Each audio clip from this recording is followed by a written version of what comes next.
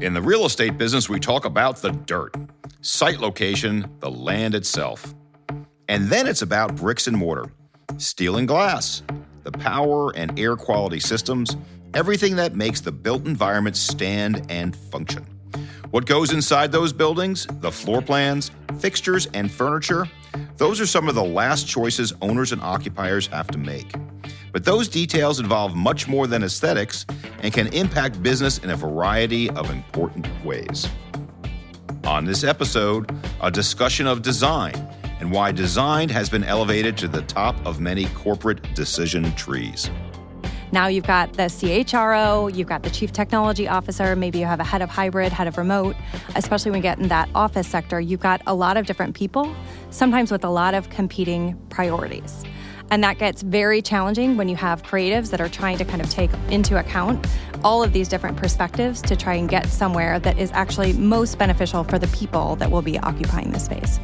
That's Amanda Schneider, founder and president of ThinkLab, a design research division of the publishing company Sandow. Based in Chicago, Amanda originally covered design as a Huffington Post blogger before she founded an independent consultancy in 2011. That firm was acquired by Sandow in 2018 and rebranded as ThinkLab, which today helps businesses understand the entire design ecosystem. Coming up, we visit the Windy City and a space designed for podcasting at the All Steel Experience Center to bring you insights into functional space, device-free zones, an emerging trend of nostalgia at the office, and lots more. I'm Spencer Levy, and that's right now on The Weekly Take. Welcome to The Weekly Take, and this week I am delighted to be with Amanda Schneider, president of ThinkLab. Amanda, welcome to the show. Thanks for having me. Let's talk about what design is. Okay, so I'm not trying to bring it down to the basic level, but most of our listeners are in the real estate business.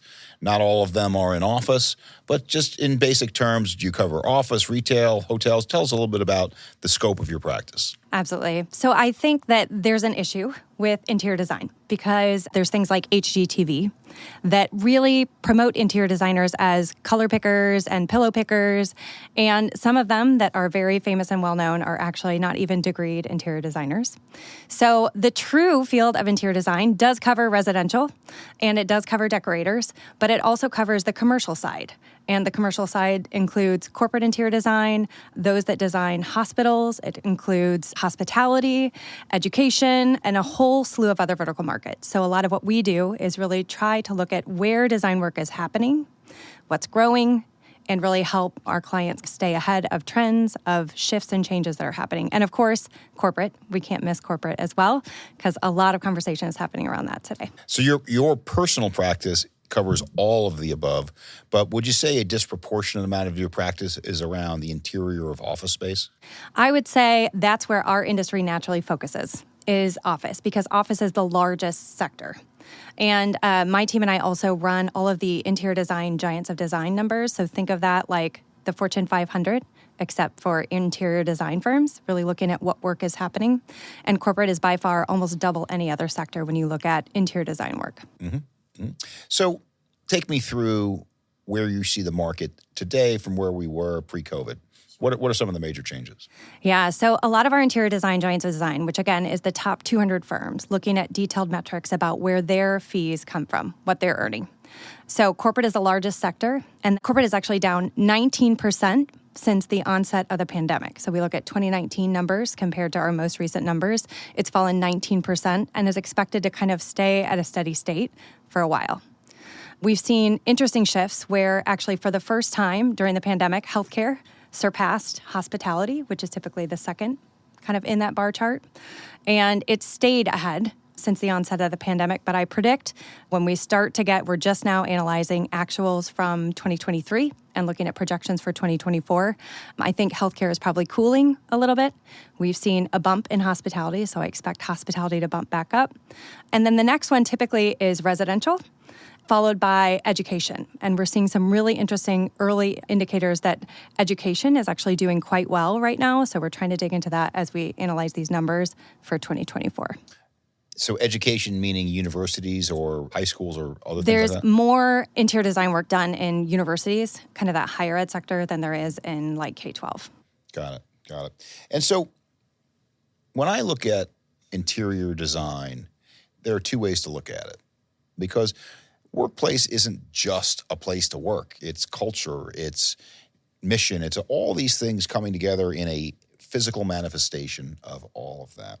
And the way I look at it is in a continuum. The continuum on one end of the spectrum is efficiency. Let's make this cost effective and work as best we can. The other end is productivity. How do we make these people better? How do you look at it? So I think what's interesting from my point of view as we think about interior design and offices is kind of form meets function. And how do we make it pretty? You don't have to know interior design to know that you feel good in certain spaces versus others. But also form is there's really a function to these spaces. And interior designers do much more than just making things pretty. They really look at furniture layouts. They look at behavior of people. They really try to make spaces that make more productive teams. And I think that's especially important as we look at the office sector. I know you're exceptionally interested in the office sector and what's happening there, especially with this back to office conversation that's happening in 2023 and probably is not finished in 2024.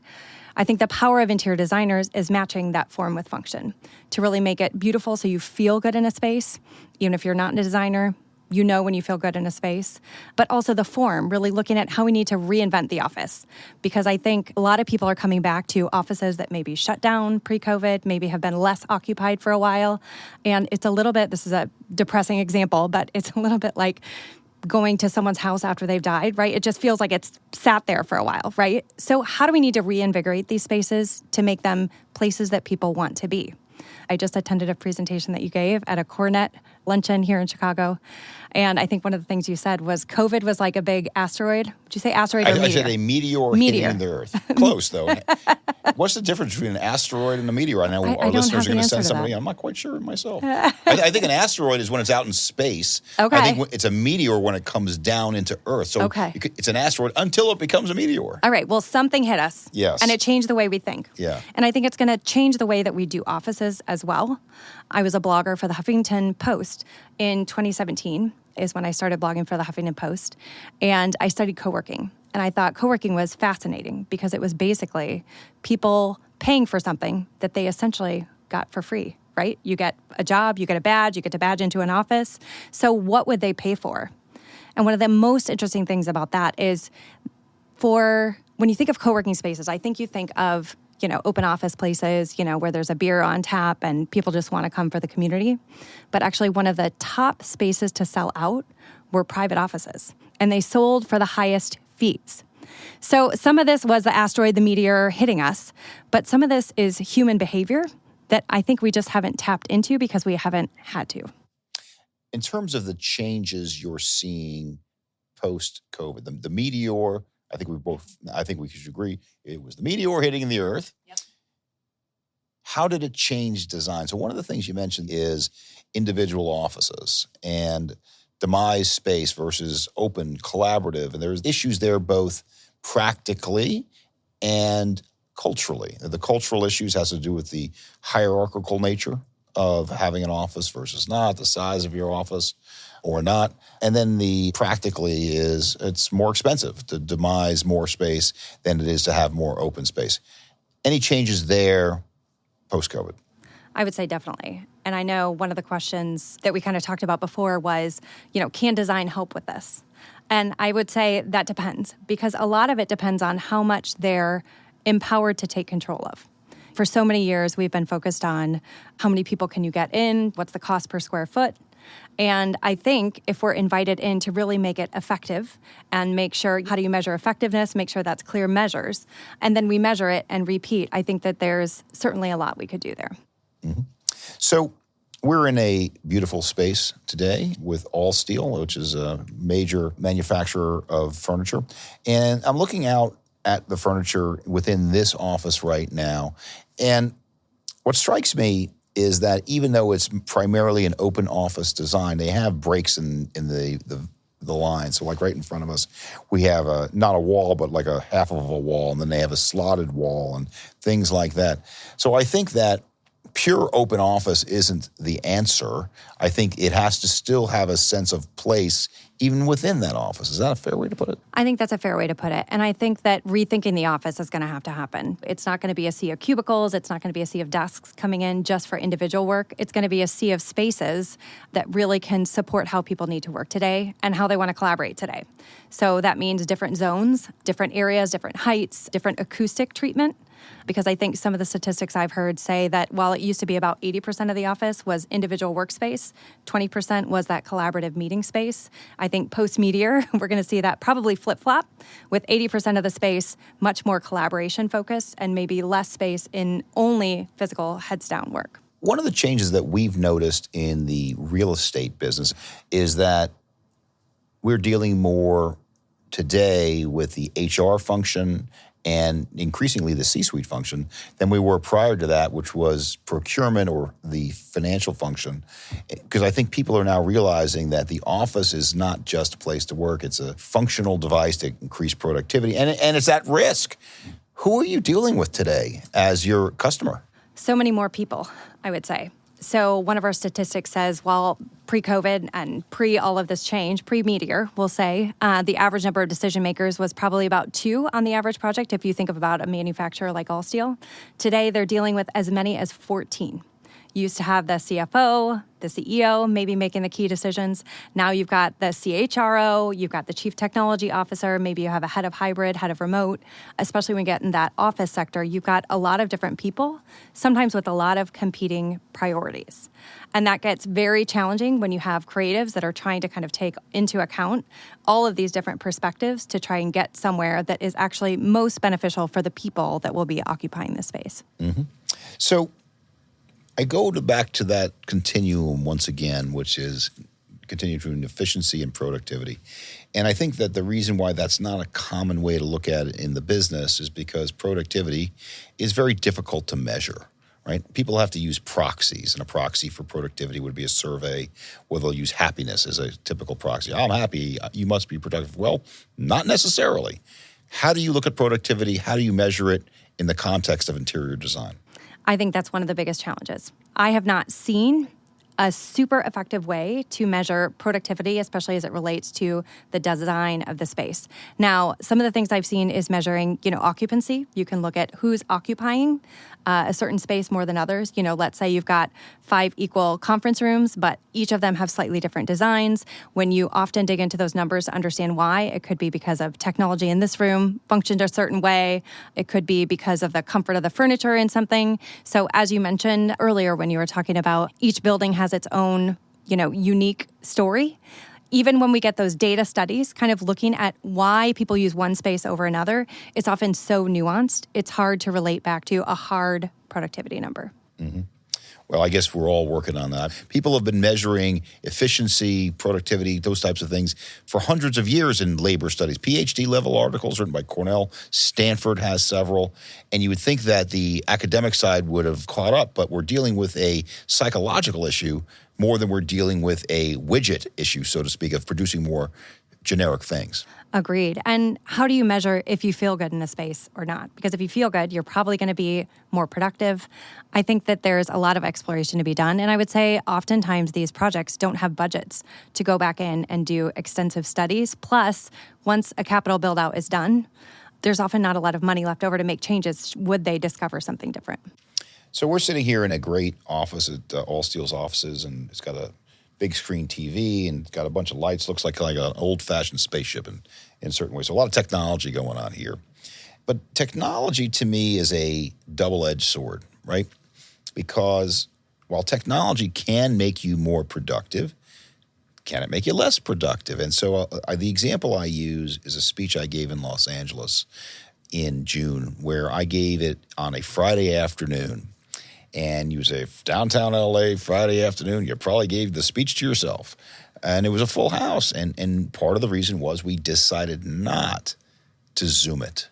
So what's your point of view on technology, its use in the workplace, its use outside of the workplace, the hybrid workplace, all of the above? Yeah, I think one of the biggest things we've got to figure out is this hybrid equity. and really how to make technology work for us when we're in a space. And it's been really interesting because I think it's often who's in the room that kind of feels like maybe you want to be in that room, and if you're remote, you're a bit left out. But what's actually happening sometimes now in this hybrid era is when you've got 10 faces in one square versus single faces on the other square, it's making kind of a different kind of inequity. So I think a huge opportunity for design for these spaces is really to kind of integrate the technology with the furniture, with the architectural space in the room, so that it's much more seamless and really gives opportunity for that equity. And I think that's a huge challenge today. I'll say one of the other things is that most furniture is designed to last decades and decades and decades, right? It's designed to be sustainable. It's designed to stand up to college students beating it up, to rotating corporate clients beating it up.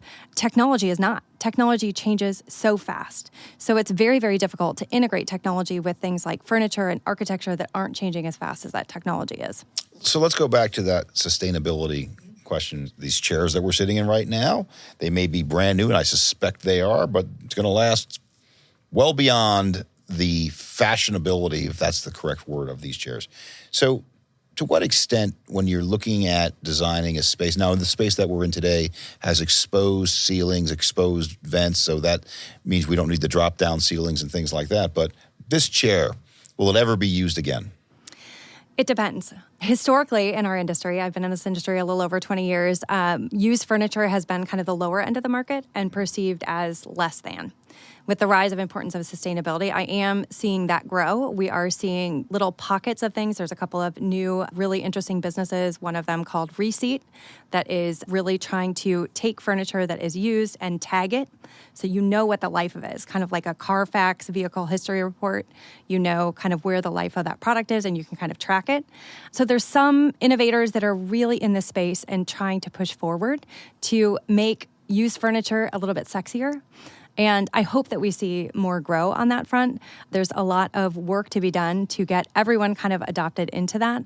And the complexity around, you're looking around here, all the furniture that's in here, literally any color, different bases on a table, different finishes of wood, the possibilities are endless. So you end up with this kind of cacophony of all of these amazing pieces, and to catalog those and track them, and if you're trying to reuse them in another office, kind of find what can be used, is so labor intensive. As much as our industry likes to talk about flexibility, reconfiguration, even things like demountable walls, the truth is the labor, here's back to your labor story, the labor to do all of that cataloging and finding it and designing with it is almost more than it would be just to buy new. So our industry has a lot of work to do there. So this is a complete non sequitur.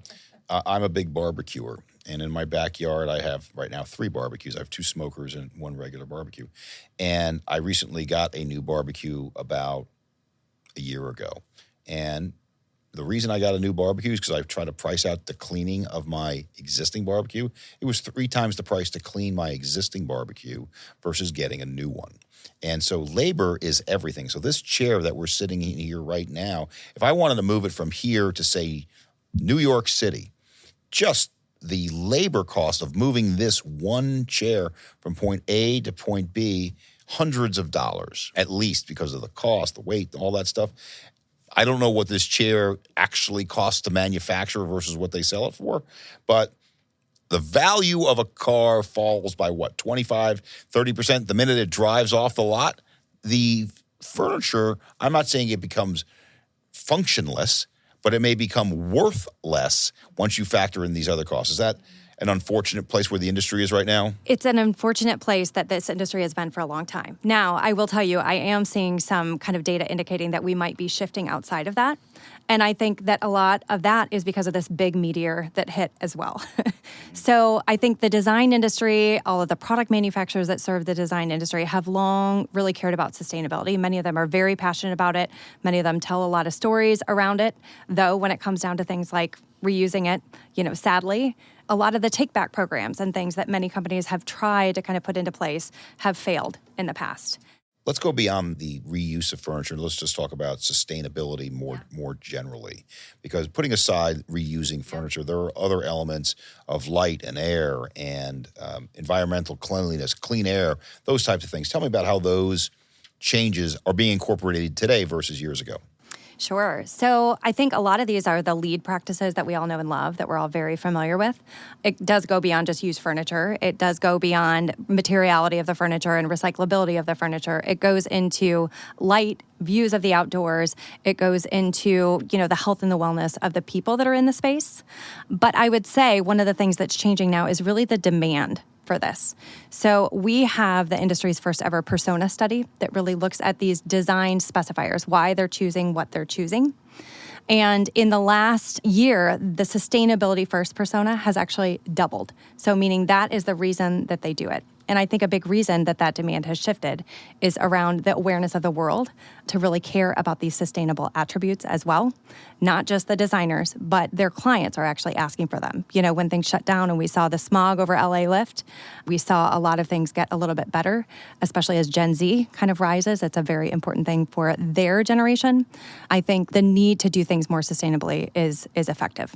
Now, a couple of newer things that really fall into sustainability, but not just sustainability of a building, but also sustainability of the humans within the building, is we're also seeing a shift towards more wellness rooms. We're seeing shift towards electronic-free zones and things that help with mental health as that rises in a conversation. We're seeing much more focus on those spaces that go beyond just the physical elements of a building. I have a client of ours, Crow Holdings. They have office space at the old Parkland Hospital in Dallas. And if you see it, is some of the most spectacular space you'll ever see. Just absolutely beautiful. And this is not me asking you to get invited back, but yes, if anybody from Crow is listening, I love coming to your space. But I'm going to give them a shout out for one other thing. They have what they call a debate chamber, which is like 3 stories down. And I don't know how they pulled this off or if this was even intentional. There is no cell phone reception in that room at all. None. And I think it was intentional. I think it was because if you're going to listen to a speaker, listen to the speaker or don't be there. And they got all electronic capability out of that room. What's your point of view on that? I think it's brilliant. I mean, this is a debate room now, like a place that they listen to speakers, or a space that they actually debate? It's a conference room. Okay. It's not a conference room. That's not true. It looks like a Shakespearean theater in the round. Oh, is wow. what it looks. It's super cool. And next time you're in Dallas, as an interior designer, okay, I I'm must visit. Yeah. But in any event, it's a cool, probably seats 300 people. And the speaker, rather than being on stage, is in the middle of the floor. Oh, interesting. And there's no electronic devices that you can get in the room. Or at least my phone wasn't working every time I've been down there, and I think it's intentional. But I love that, to have an electronic-free zone. And I think there's a renaissance towards that. I think the pandemic kind of created us back to kind of the core of who we are as humans in some ways. We were forced indoors. Some of that was uncomfortable, but some of it was really beautiful. We are doing these dinners now around the country called Jeffersonian dinners. Have you ever attended a Jeffersonian dinner? You got to dress up like in revolutionary style? No, it sounds like that, but it's actually not that terrible. It's a dinner that dates back, the format of it dates back to Thomas Jefferson. Okay. And Thomas Jefferson would invite thought leaders into his home of varying backgrounds. So they got this great debate happening and these great discussions happening. And there are no electronics. We ask everyone to shut their electronics off. And there is one conversation. Typically, there's about 8 to 12 people around a table. So you have one conversation, which keeps you all kind of focused on one thing. So there's one question with the appetizer. There's a second question that goes around with the main course, which typically is a medius question. And the dessert question is a little something that's sweeter, something to end the night on. And every time we host one of these dinners, we've had quite a few CBRE folks at these various dinners around the country. Every time we host one of these dinners, they're like, oh my God, I can't believe that time went so fast. Most of them have gone close to 5 hours because everyone's so engrossed in the moment. And I think for where we are as a society, that's such a healthy thing. Well, I'm not suggesting people should dress up in Jeffersonian era. You can if you come to one. But We'll I'll tell invite you what, we were talking in the car ride over here that I do go to the horse racing track a lot, and I go there not for the races solely. I go there, I put on old-timey gear. I wear the hat, the bow tie, the whole thing. And he's like, oh, who's this weirdo? I'm like everybody else there, right? If you go to Oktoberfest in Germany, people wearing lederhosen and things like that. And I know it's not interior design, and I'm not saying we should wear costumes to the office, but it is something that changes the flavor for sure. But I think it's a trend towards nostalgia. I think change is happening so fast right now. You've got AI, you've got metaverse, you've got all these things that feel so uncomfortable because they're kind of coming at us faster than ever before. And this nostalgia makes us more comfortable because it's familiar. So we're seeing that from a design standpoint. I think you're seeing it in a lot of the different things that we just discussed. So old-timey design concepts coming back? I mean, you see like a lot of this retro stuff from the 1950s coming in. Look at the walnut finishes that are happening in here. Very much so. Mm-hmm.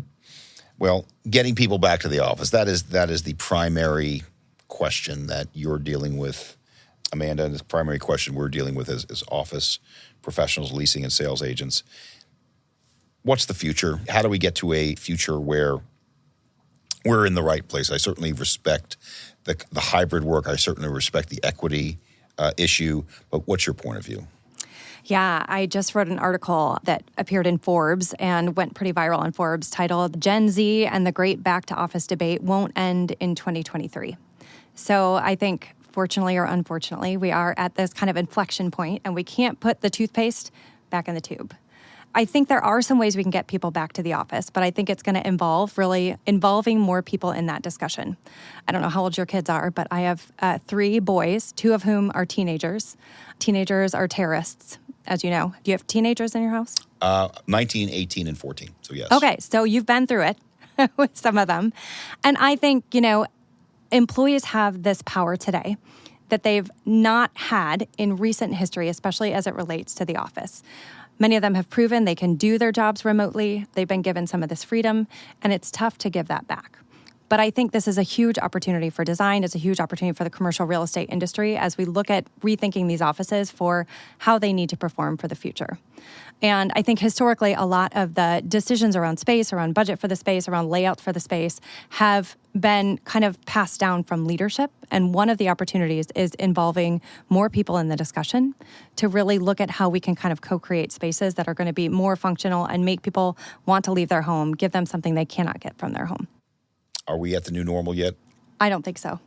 And I'll tell you, I think everyone's waiting to see who else figures out the new normal. So I don't know if you ever read this study in my MBA class. We read a study about McDonald's versus Burger King. And McDonald's would do all of this market research, looking at the exact corners, at the exact intersection of the exact markets, of the exact regions that they wanted to be in, and hone it down to exactly which corner they wanted to be on to build. You know what Burger King did? They built across the street. So who was more successful there? I'm not sure. And I feel like a lot of us are waiting to see who takes these steps first because it is a huge expense and we are in the unknown. We're in this great waiting period. What is the future of interior design that is not only from a very practical standpoint going to bring people back, but how do we make the interior environment better and how do you see that changing over the next 5 years? I mean, my hope for this is that we bring designers into these conversations earlier and give them bigger roles, right? Like really help bring them in this conversation of how, based on whoever the owner, whoever the tenant, whoever the landlord, whatever their goals are, how do we bring designers in to be a part of that conversation? I think as we've talked about since this meteor of COVID hit, it's really changed the way that we think about space. And I do think being together physically, face-to-face, breathing the same air in one space is more important today than ever and more important to relationships and mental health and being together. So by bringing interior designers into that conversation earlier, I think they could really help us creatively problem solve where we need to go from here. Well, Amanda, I want to thank you so much for coming out today in this beautiful space by Allsteel in the Fulton Market in Chicago.